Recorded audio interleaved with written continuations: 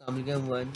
आज की जो हमारी वीडियो है वो चैप्टर नंबर 2 के पहले लेक्चर की है। मतलब वीडियो लेक्चर क्या आ जाएगा C2P01, मतलब दूसरे चैप्टर की पहली वीडियो। अच्छा, अगर हम देखें ना लास्ट टाइम मैंने ये जो डिस्क्रिप्शन लिखी थी यहाँ पे, अगर आप देखेंगे जाके वीडियो लास्ट वाली वीडियो के नीचे जो आपके पास डिस्क्रिप्शन होती है वहाँ पे ये link for Google drive folder given है। तो अगर हम इसको ओपन करें तो यहाँ से आपको ये दो चीज़ें यहाँ से मिल जाएंगी। पहली चीज़ जो आपको यहाँ पे मिलेगी वो ये है कि हमारे पास जो हाईलाइटेड बुक है, जो ये वाली हम साथ साथ हाईलाइट करते हैं, और जो जो हाईलाइट हुई है, जो जो बातें हमने वहाँ पे लिखी हैं, वो वहाँ से आप डाउनलोड कर सकते हैं। और साथ में ये जर्नल है। जर्नल का मतलब यहाँ पे वो सारी स्लाइड्स हैं जो हमने क्या की हैं अभी तक पढ़ी हुई हैं, ठीक है। तो ये आप, अगर ये आपके लिए इम्पोर्टेंट है या आप इसे डाउनलोड करना चाहते हैं तो आप इसे कर सकते हैं ईजीली। ये हर वीडियो में मैं अपडेट कर दिया करूँगा ताकि आप अपडेटेड वर्जन मिलता रहे। तो आज के लेक्चर के लिए हम पहले चलते हैं स्लाइड्स के ऊपर। तो सबसे पहले हम क्या है, हमारे पास क्या है कि आर्टिकल का नाम, चैप्टर का नाम हमारे पास साउंड है। तो इस चैप्टर के अंदर आपने वेव्स को ही पढ़ना है, लेकिन अब हम लास्ट टाइम वाटर वेव्स पढ़ी थी, अब कौन सी वेव्स हैं? ये साउंड वेव्स हैं। और चैप्टर 3 के अंदर हम इसी तरह से लाइट रेज पढ़ेंगे। तो बेसिक देख लेते, ज़्यादातर बातें वही पीछे वाली ही हैं, बस वो जो बेसिक बातें हैं वो याद रखनी है। अच्छा, यहाँ पे क्या साउंड, या इसे हम साउंड वेव भी कह सकते हैं। तो क्या बात समझ आ रही है? साउंड वेव या साउंड एक ही चीज़ होती है? आगे क्या लिखा हुआ है? Sound is produce by the vibrating body. ये हमने पढ़ा था 9th क्लास के अंदर कि आपके पास जो साउंड प्रोड्यूस होता है वो किसकी वजह से होता है? Vibrating body. जब दो बॉडीज आपस में बेटा वाइब्रेट करती हैं तो आपकी क्या प्रोड्यूस होती है? साउंड प्रोड्यूस होती है। तो ये दो बातें ज़रा याद रखनी है। साउंड को साउंड वेव्स भी कहते हैं और वाइब्रेटिंग बॉडीज़ भी कहते हैं। अब याद क्या रखना है आपने? याद यहाँ पे ये बात रखनी है कि फिजिक्स लैब के अंदर जो भी हम साउंड प्रोड्यूस करते हैं उसे एक इंस्ट्रूमेंट से यूज़ करते हैं, जिसे क्या कहते हैं? ट्यूनिंग फोक कहते हैं। अच्छा, ये ट्यूनिंग फोक देखेंगे ज़रा, ये आपके पास एक यू शेप एक मेटल का बना हुआ पीस होता है, इंस्ट्रूमेंट होता है, जिससे हम क्या करते हैं? साउंड प्रोड्यूस करते हैं। अच्छा, इसके ज़रा देखिएगा, ये जो एरो शो करेगा इसे डिफरेंट पार्ट्स की, जो नीचे वाली चीज़ है ना, ये वाली चीज़, इसको हम कहते हैं स्टेम। जो यहाँ पे नज़र भी आ रहा है स्टेम में। और इसी तरह जो ऊपर वाले यू शेप के दो एंड्स हैं, इसे हम कहते हैं प्रोंग्स या प्रोप्स भी कहते हैं। तो ये बात आपने याद रखनी है। तो क्या बात समझ आ गई? ये हमारे पास एक ऐसा इंस्ट्रूमेंट है जिससे हम क्या करते हैं? साउंड प्रोड्यूस करते हैं, यूजुअली फिजिक्स लैब के अंदर। अच्छा, नेक्स्ट क्या आगे, अगर हम इसे क्या करते हैं कि रबर के हैमर के साथ इसे हिट करेंगे तो क्या होगा? ये इस तरह से क्या करेगा? वाइब्रेट करेगा, ठीक है। तो बात क्या समझ आ गई? आपने अगर ट्यूनिंग फोर्क से साउंड प्रोड्यूस करना है तो उसके लिए आपको क्या करना पड़ेगा? इसको हिट करना पड़ेगा किसी चीज़ के साथ। हम जो यूजुअली लैब के अंदर यूज़ करते हैं वो होता है रबर हैमर।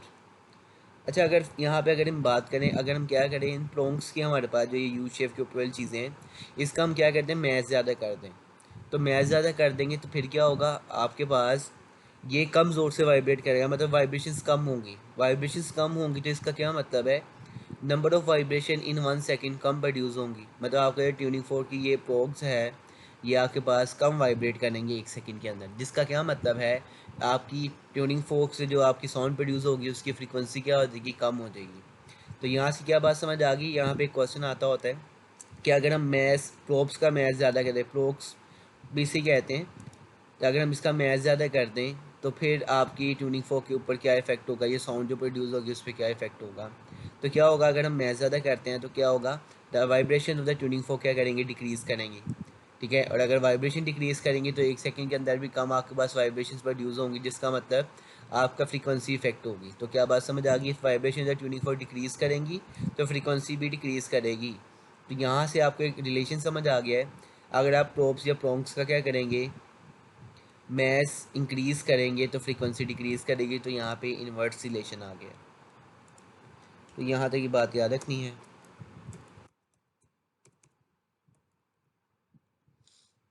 यहाँ तक अब बस हमने 3 बातें पढ़ी हैं। Sound waves vibrating body produce करती है, और relation between frequency and mess क्या होता है। अब नेक्स्ट आपने याद रखना, साउंड वेव जो सी वेव्स है ना, ये कौन सी है? लॉन्गिट्यूडनल वेव्स होती हैं। और लॉन्गिट्यूडनल से पहले ये कौन सी है? मैकेनिकल वेव्स हैं। जाहिर सी बात है, मैकेनिकल होंगी तो लॉन्गिट्यूडनल होंगी ना। तो यहाँ हम लिख लेते हैं कि साउंड वेव कौन सी वेव्स हैं? मैकेनिकल है, और मैकेनिकल में से लॉन्गिट्यूडनल है।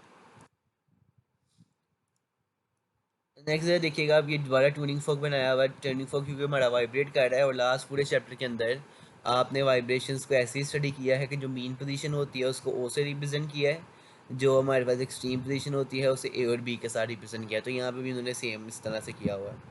अब हम यहाँ से देखेंगे कि लॉन्गिट्यूडनल नेचर कैसे है। अब ज़रा देखिएगा, ये जो डायग्राम नंबर ए है इसमें क्या है, आपने ट्यूनिंग फोर्क कभी हिट नहीं किया। बी के अंदर आप उसे हिट करते हैं तो क्या है, आपके पास जो ये प्रोब्स है ये कहाँ मूव करते हैं, हमने खाली एक प्रोब को भी देख रहे हैं। प्रोब आपका मीन्स एक स्ट्रीम की तरफ मूव करता है और इससे क्या होगा, इससे आगे जो वाली एयर होगी वो क्या हो रही है, कंप्रेस हो रही है। इसका क्या मतलब है, यहाँ पे एक रीजन बनता है जिसे हमने क्या कहना है, कंप्रेशन रीजन, जैसे लॉन्गिट्यूडनल वेव्स में होता है जहाँ पे आपकी स्प्रिंग के लूज पास पास से, इसी तरह जहाँ पे एयर के आपके पास क्या है मॉलिक्यूल पास पास में होंगे, वहाँ पे कौन सा रीजन बनेगा, कंप्रेशन रीजन बनेगा। और जाहिर सी बात है इसने वाइब्रेट करके दूसरी एक्सट्रीम पोजीशन पर भी जाना है, ए के ऊपर जब आएगा तो क्या होगा वहाँ पे। अब यहाँ पे देखिए ये आपकी जो प्रोग्स है एयर के ऊपर प्रेशर नहीं लगाएंगे तो एयर आपकी एक्सपेंड करेगी, तो यहाँ पे रीजन बढ़ेगा एक्सपेंशन रीजन। तो इस तरह से आपकी साउंड वेव मूव करेगी expansion and compression and rarefaction की फॉर्म में। जैसे आप यहाँ पे भी देख सकते हैं कि जैसे साउंड वेव प्रोड्यूस हो रही है, ये जहाँ से डार्क है वो क्या है हमारा कंप्रेशन है और जहाँ से लाइट है वो रेयरफेक्शन है। इसका तो इस तरह की लॉन्गिट्यूडनल वेव्स बनती है, लेकिन स्टडी करने के लिए हम इसकी ये इस तरह की वेव फॉर्म ही पढ़ते हैं जैसे जैसी ट्रांसवर्स वेव की वेव फॉर्म होती है। ठीक है, तो इससे आपने कंफ्यूज नहीं होना, होते ये लॉन्गिट्यूडनल वेव्स ही हैं लेकिन वेव फॉर्म हम उसकी वैसे बना सकते हैं। अच्छा, यहाँ से ना एक रिलेशन हमने 9th क्लास में पढ़ा था कि जो प्रेशर होता है वो इन्वर्सली प्रोपोर्शनल होता है आपके पास एरिया के, मतलब F is P is equal to F for A है, तो pressure is inversely related with area. मतलब जहाँ पे एरिया क्या होगा ज़्यादा होगा वहाँ पे प्रेशर क्या होगा, कम होगा। तो यहाँ से क्या बात समझ आती है, कंप्रेशन रीजन के अंदर एरिया कम है, तो यहाँ पे एरिया कम है तो प्रेशर भी कम होगा। ठीक है, इसका क्या मतलब, सॉरी एरिया कम है तो प्रेशर ज़्यादा होगा, क्योंकि कौन सा रिलेशन है, इन्वर्स रिलेशन है। तो कंप्रेशन रीजन के अंदर प्रेशर ज़्यादा होता है। ठीक है, और रेयरफेक्शन के अंदर या एक्सपेंशन रीजन के अंदर आपके पास क्या है, एरिया ज़्यादा है तो प्रेशर कम होगा।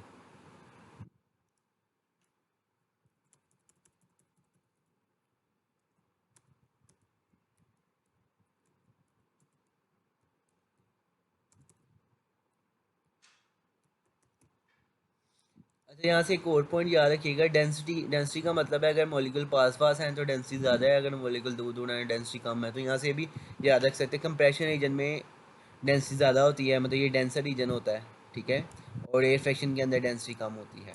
तो यहाँ से हमने ये सारी स्टडी कर ली है कि आपके पास कंप्रेशन रीजन कौन सा होता है और एयर फ्रैक्शन या लॉन्गिट्यूडनल वेव्स क्यों कहते हैं इसको। नेक्स्ट हमारे पास यही है कि अगर ट्यूनिंग फोर्क को अगर आपने हैमर से नहीं हिट करना है तो आप किसी बॉल से हिट कर दें, वो फिर भी वाइब्रेट करके साउंड प्रोड्यूस करेगा। ठीक है, अच्छा ये जो एक्सपेरिमेंट है ना ये वाला प्रूव करता है कि आपकी साउंड वेव और मैकेनिकल वेव है। फॉर एग्जांपल क्या करते हैं, हमारे पास एक यहाँ पे बेल जार है, मतलब इसके अंदर आपने बेल लगाई होती है और नीचे आपने वैक्यूम पंप लगाया हुआ है और बीच में एक इलेक्ट्रिकल बेल है। ठीक है, और पीछे से पावर सप्लाई है। पावर सप्लाई को ऑन करेंगे तो बेल आपकी रिंग करेगी। ठीक है, अब पहले आपने क्या करना है, वैक्यूम पंप को ऑफ करना है। वैक्यूम पंप का ऑफ करने का मतलब है इसका कोई काम नहीं अभी।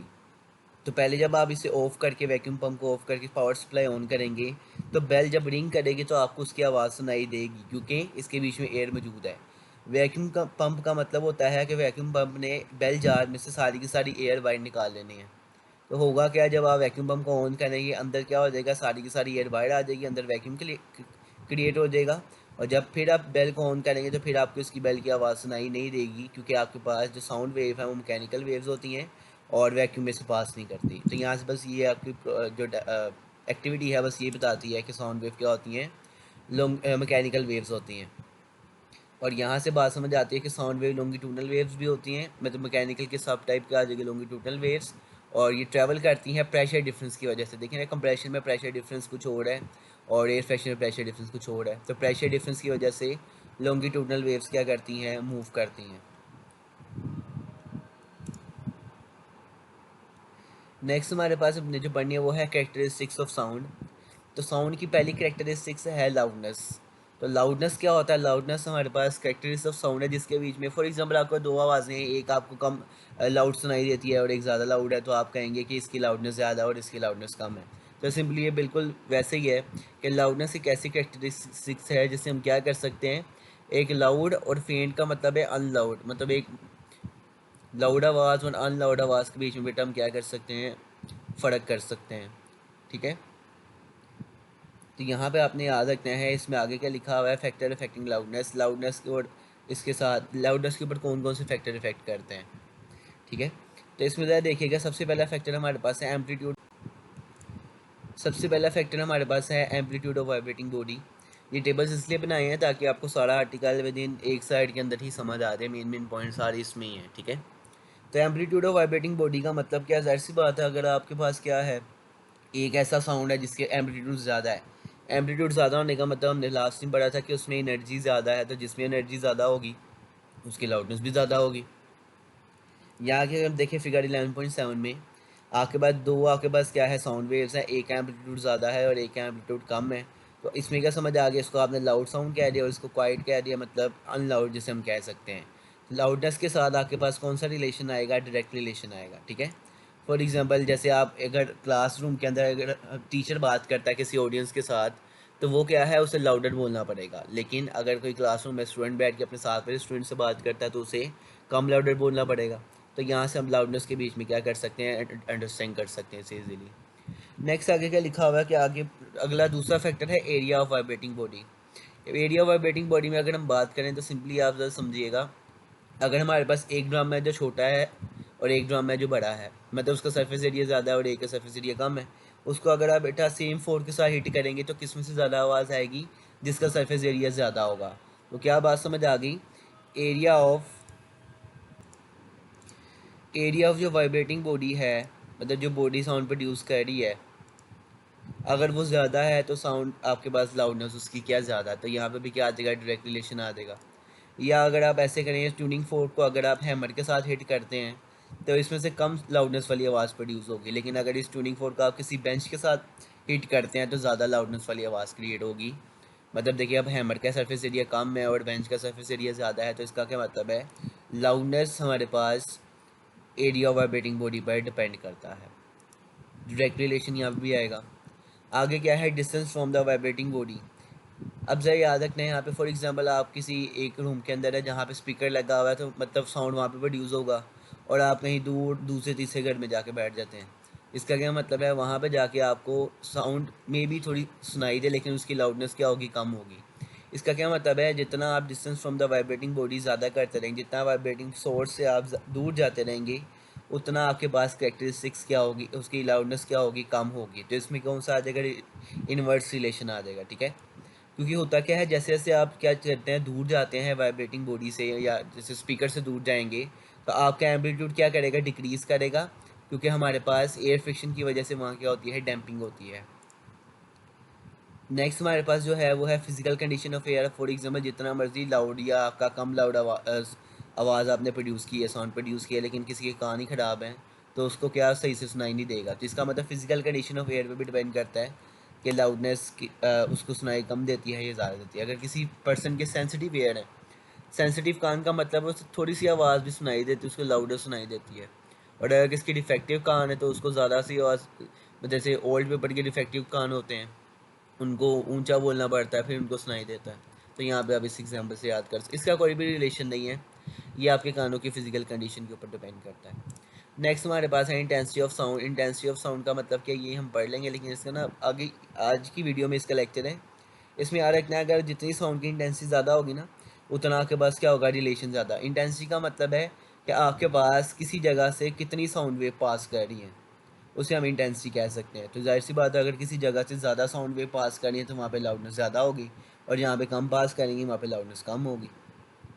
आखिरी वाले जो पार्ट है हमारे पास, जो इंटेंसिटी ऑफ साउंड है, उसका जो लाउडनेस का साथ रिलेशन है वो डायरेक्ट है, और इसे हम वेबर फ्रेशनर लॉ भी कहते हैं। ये नेक्स्ट वीडियो में हम पढ़ेंगे, लेकिन ये इंटेंसिटी क्या होती है या इसी वीडियो में देखेंगे। अच्छा, नेक्स्ट हमारे पास क्या है कि दूसरी करेक्टरिस्टिक्स है हमारे पास पिच।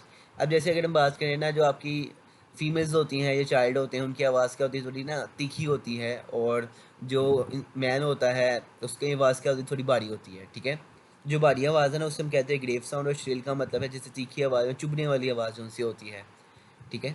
तो यहाँ पे पिच के ज़रिए से हम क्या कर सकते हैं, दो ऐसे साउंड जो क्या है, एक चुभने वाली है और एक जो भारी आवाज़ है, उसके बीच में डिफरेंस कर सकते हैं।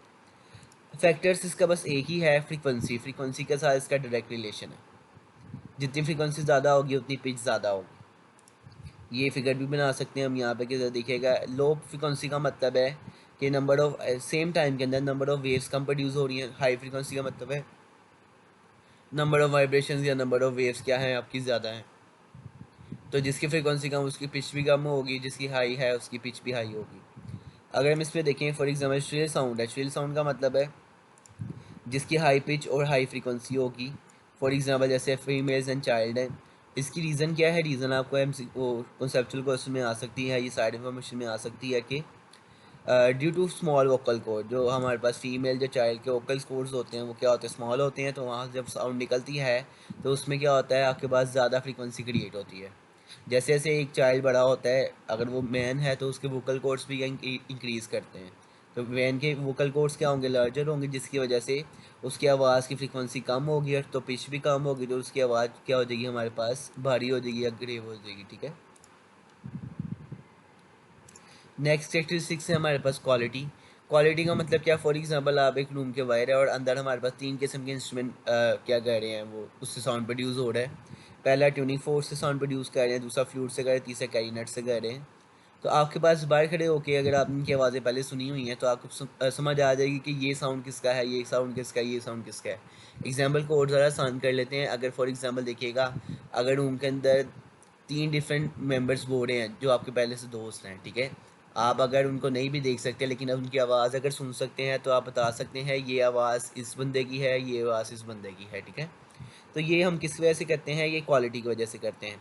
अच्छा, क्वालिटी के लिए ना आपने याद रखना है, इसको जब हम डिफाइन करेंगे तो आपने कहना है पीछे वाले दोनों फैक्टर अगर हम सेम रखें, मतलब दो ऐसे साउंड जिसकी लाउडनेस भी सेम है और पिच भी सेम है, उनके बीच में अगर हमने डिफरेंस करना है तो वो किससे करेंगे, क्वालिटी से करेंगे। फॉर एग्जाम्पल सर ये देखिएगा तीन डिफरेंट साउंड प्रोड्यूस हो रहे हैं, इनकी हमारे पास क्या है, लाउडनेस भी सेम है, वो कैसे पता, क्योंकि इसकी एम्पलीट्यूड सेम है, और पिच भी सेम है क्योंकि इनकी क्या है आपके पास फ्रिक्वेंसी भी सेम क्रिएट हो रही है।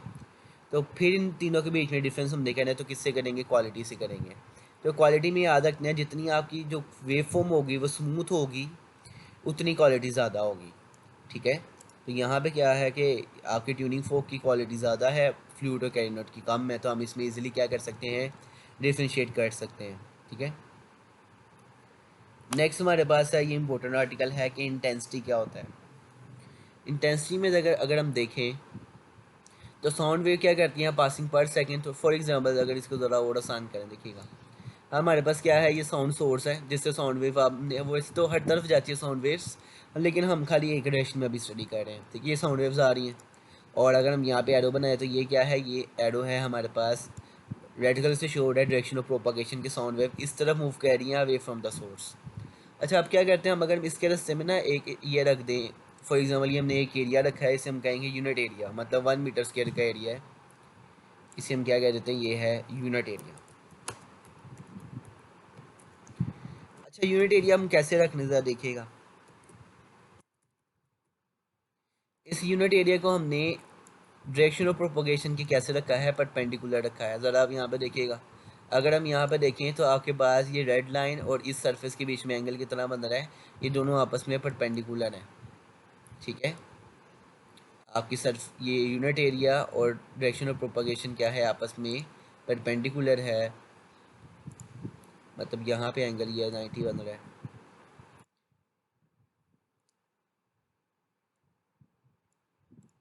ठीक है।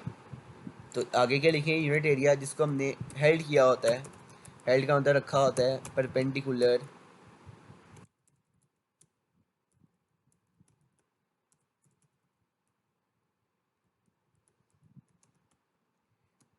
किसके रखा होता है, डायरेक्शन ऑफ प्रोपोगेशन।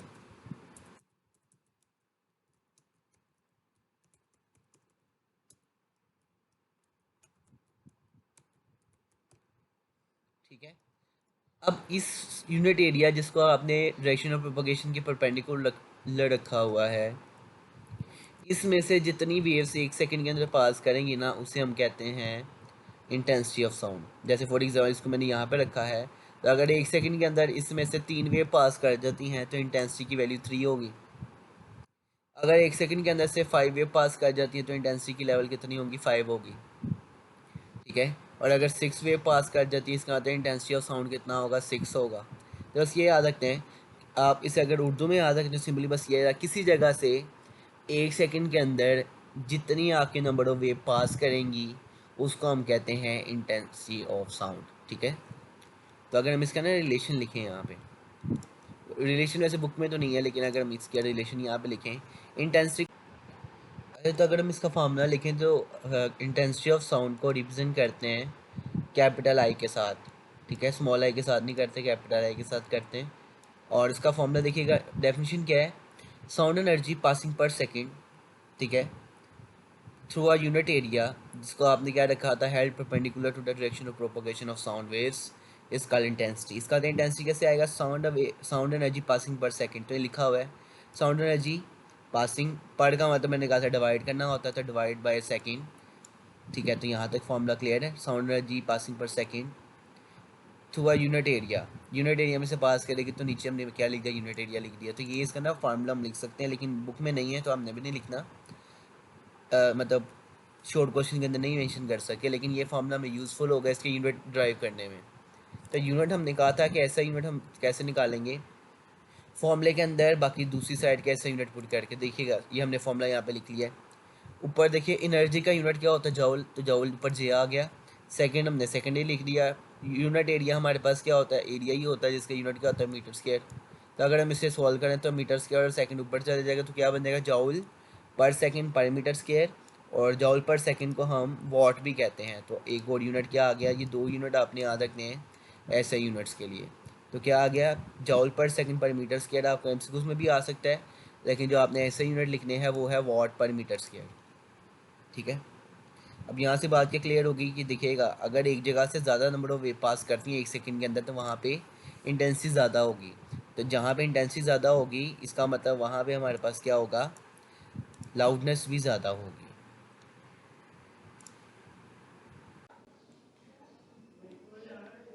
अच्छा, अगर हम नेक्स्ट देखें तो लाउडनेस इंटेंसिटी के ऊपर कितने फैक्टर एक्ट करते हैं, फैक्टर्स मैंने यहाँ पे लिखे हैं, लेकिन आपकी बुक में इसमें बस एक ही फैक्टर लिखा हुआ पहले वाला, देखिएगा। सबसे पहले एम्पलीट्यूड, आपके पास जिस साउंड का एम्पलीट्यूड ज़्यादा होगा उसमें एनर्जी ज़्यादा होगी, ठीक है। तो यहाँ पे एम्पलीट्यूड और आई सामने, इंटेंसिटी सामने लिखी है, इसका तो डायरेक्ट रिलेशन है। तो जितना एम्पलीट्यूड ज़्यादा होगा उतनी एनर्जी ज़्यादा होगी और उतनी वहाँ इंटेंसिटी ज़्यादा होगी। दूसरी है फ्रीक्वेंसी, मतलब नंबर ऑफ वेव एक सेकंड में अगर ज़्यादा है साउंड के अंदर, तो एक यूनिट एरिया में से भी ज़्यादा नंबर ऑफ वेव पास करेंगे एक सेकंड के अंदर। तो क्या बात समझ आ गई, फ्रीक्वेंसी का भी डायरेक्ट रिलेशन है। और नेक्स्ट हमारे पास क्या है, स्पीड, अगर साउंड तेज़ी से मूव कर रही है तो एक आपकी यूनिट जो सरफेस एरिया होगा इसमें से ज़्यादा नंबर ऑफ वेव एक सेकंड में पास करेंगी, तो स्पीड का भी डायरेक्ट रिलेशन है। तो लाउडनेस का पीछे हमने रिलेशन पढ़ा है, लाउडनेस ज़्यादा होगी मतलब एम्पलीट्यूड ज़्यादा होगा, एम्पलीट्यूड ज़्यादा होगा मतलब एनर्जी ज़्यादा होगी, एनर्जी ज़्यादा होगी तो इंटेंसिटी भी ज़्यादा होगी। तो ये हमारे पास, तो हमारे पास ये आर्टिकल यहाँ पे एंड होता है।